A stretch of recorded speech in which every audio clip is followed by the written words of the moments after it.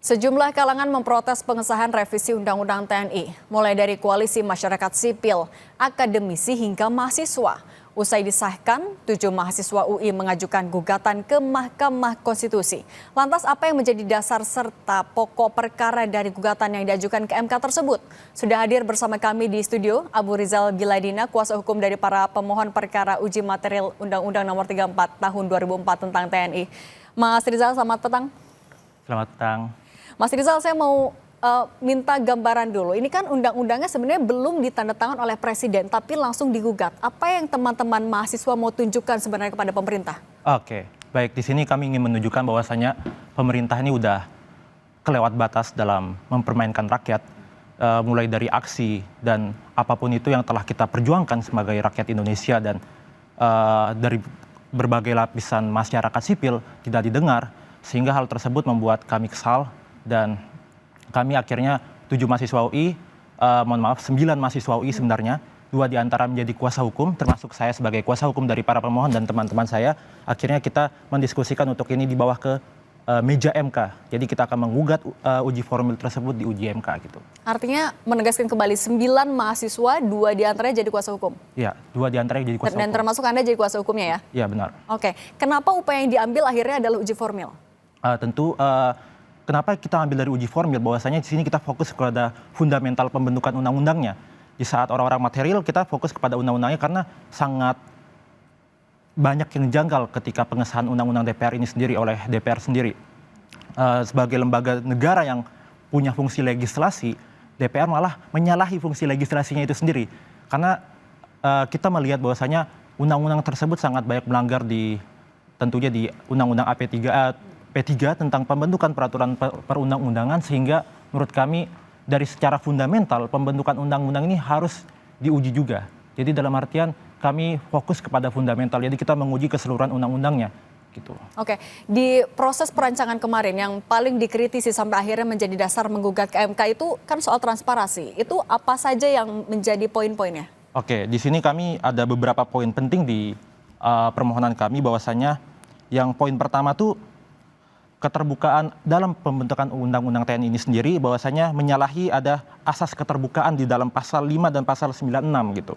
Lalu karena kita bisa melihat bahwasanya draft naskah akademis dan draft RUU TNI itu sendiri tidak dipublikasi kepada masyarakat, yang mana masyarakat itu mempunyai hak untuk mendapatkan akses naskah akademis dan draft RUU TNI ini sendiri. Dan malah sangat disayangkan dari statement dari petinggi DPR bilang bahwasanya ya supaya masyarakat nggak ribut lah gitu, kita nggak share. Itu sangat disayangkan. Itu sangat benar-benar mencederai hak konstitusional kita sebagai para pemohon, khususnya warga negara Indonesia yang seharusnya berhak mendapatkan draft dan naskah RUU TNI itu tersebut. Oke, dan artinya petitumnya yang dituliskan juga dalam permohonan apa saja? Oke, kami petitum itu di sini kurang lebih ada 5 petitum. Yang pertama itu kita ingin mengabulkan pemohon untuk seluruhnya. Lalu yang kedua, menyatakan Undang-Undang Akuo tidak memenuhi ketentuan pembentukan undang-undang berdasarkan Undang-Undang Dasar Negara Republik Indonesia tahun 1945. Lalu yang ketiga, menyatakan Undang-Undang Akuo bertentangan dengan Undang-Undang Dasar Negara Republik Indonesia tahun 1945, oleh karenanya tidak mempunyai kekuatan hukum yang mengikat. Lalu di poin keempat ini, petitumnya kami ingin menyatakan ketentuan norma yang telah dihapus, yang telah diubah oleh undang-undang yang baru saja disahkan untuk diberlakukan kembali gitu. Lalu di poin kelima tentunya kami meminta juga pada Mahkamah untuk memerintahkan pemuatan putusan ini di lembaran negara Berita Negara Indonesia.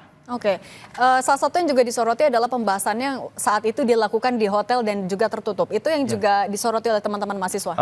Kami di dalam Posita tidak menyoroti hal itu, tapi kami menyoroti itu bahwasanya minimnya akses publik terhadap undang-undang itu sangat minim gitu. Kita bisa lihat tuh kalau di rapat di hotel itu kan secara teknis, tapi sini pemerintah tuh gagal membangun komunikasi yang efektif dan kepada masyarakat, sehingga hal tersebut mencederai hak-hak konstitusional kita gitu. Lalu di poin ketiga itu juga ada tidak masuk dalam prolegnas gitu. Seharusnya di Komisi 1 tuh prolegnas mereka adalah RU penyiaran.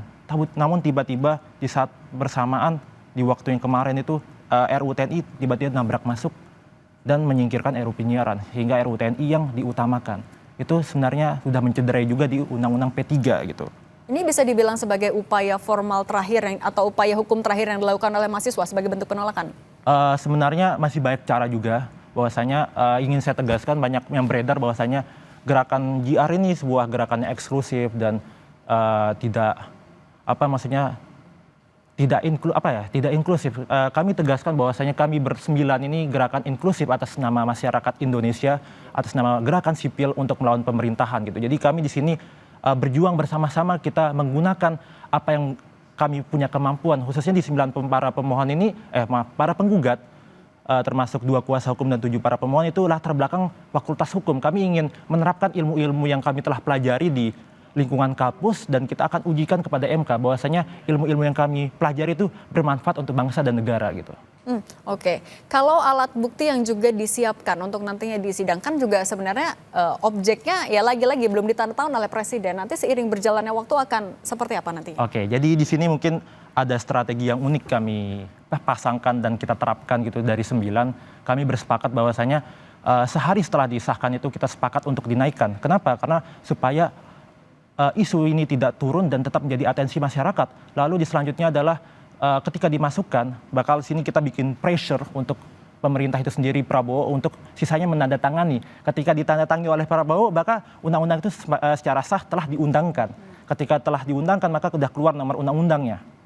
Nah, lalu ketika itu kami masih ada jeda waktu sampai sidang pendahuluan, sampai sidang perbaikan itu kurang lebih dari 30 hari, mengingat sidang MK itu akan dimulai di 21 April gitu, karena ada libur lebaran. Jadi kurang lebih kita masih ada waktu lebih dari 30 hari untuk batas maksimal 30 hari diundangkan oleh Presiden Prabowo Subianto. Jadi kita sini satu sisi mentekan Prabowo, ayo silahkan tangan undang-undang tersebut, gugatan kami akan menanti di MK gitu. Oke, artinya seiring juga dengan langkah hukum yang dilakukan oleh teman-teman mahasiswa untuk terus menggaungkan, apakah ada hal lain juga ya, upaya lain yang akan tetap dilakukan?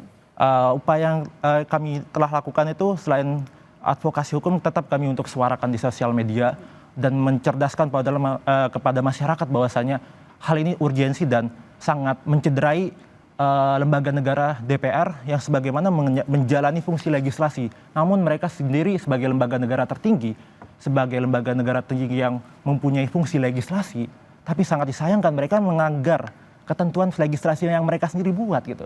Ini sangat disayangkan. Seharusnya lembaga negara sebagai contoh dan bisa dibilang sebagai penjelmaan masyarakat terhadap di pemerintahan itu sendiri melanggar undang-undang, malah melanggar UUD 1945. Jadi sangat disayangkan kami mendapatkan pemerintahan yang begitu tidak kompeten dan tidak memenuhi peraturan perundang-undangan yang berlaku. Dan sini sangat disayangkan juga komunikasi yang dibangun oleh DPR sembunyi-sembunyi, seperti pengecut sih menurut saya gitu. Oke, kita juga balik lagi ke proses perancangannya, kan itu yang sebenarnya dipersoalkan akhirnya juga digugat. Bagaimana teman-teman mahasiswa menanggapi, mencermati proses perancangannya yang kan kalau tadi sempat dibilang tertutup, juga tidak transparan, apalagi sih yang paling dipersoalkan sebenarnya? Karena di sini kita uji formil, fokus kepada proses pembentukan peraturan perundang-undangan yang menurut saya itu tidak objektif dan itu adalah sesuatu hal yang baku ya. Jadi sehingga ini tidak bisa diperdebatkan lagi ya. Karena udah jelas norma undang-undangnya berbicara apa, ya udah sesuai dengan prosedur yang ada. Jangan nabrak-nabrak aja. DPR ini saking tergebu-gebu mengundangkan dan mengesahkan undang-undang tersebut, akhirnya ditabrak sistem hukum, ditabrak norma undang-undang, akhirnya melanggar undang-undang itu sendiri. Maka dari itu kami inisiatif untuk JR formil gitu. Oke, tapi juga kalau dari undang-undang yang kemarin disahkan oleh DPR, poin ataupun juga pasal-pasal yang paling disoroti oleh mahasiswa, yang paling krusial yang mana? Oke, dari beberapa kemarin pas aku juga ikut aksi juga, beberapa poinnya itu salah satunya adalah perluasan jabatan oleh TNI itu sendiri, banyak banget menduduki beberapa fungsi sipil, dan lalu kedua perpanjangan usia pensiun gitu. Jadi sini sebenarnya bukan materialnya yang aku permasalahin. Aku tetap mempermasalahkan material, cuma kita ingin komen materialnya, draftnya belum sampai sekarang ada. Belum ada peresmian dari undang-undang sendiri yang DPR sebagai pemangku legislasi belum menyebarkan secara luas gitu. Draftnya mana, naskahnya mana, sampai sekarang belum ada. Sehingga menurut saya ya, ini sangat disayangkan aja sampai sekarang masyarakat juga nggak tahu nih pasal yang materialnya yang mana nih kita uji. Sedangkan giliran kita komen nih, masyarakat komen dan masyarakat sipil mengomen, wah gini-gini. Terus akhirnya ada DPR bilang, oh tidak itu draftnya palsu. Lalu yang mana yang asli? Sebenarnya itu kan tugas Anda untuk memberikan yang asli gitu menurut saya. Oke, itu juga jadi alasan kenapa akhirnya uji formil yang ditempuh ya. Mas Rizal, terima kasih mewakili dari kuasa hukum teman-teman mahasiswa UI yang menggugat ke MK. Terima kasih, semoga sehat selalu ya semuanya.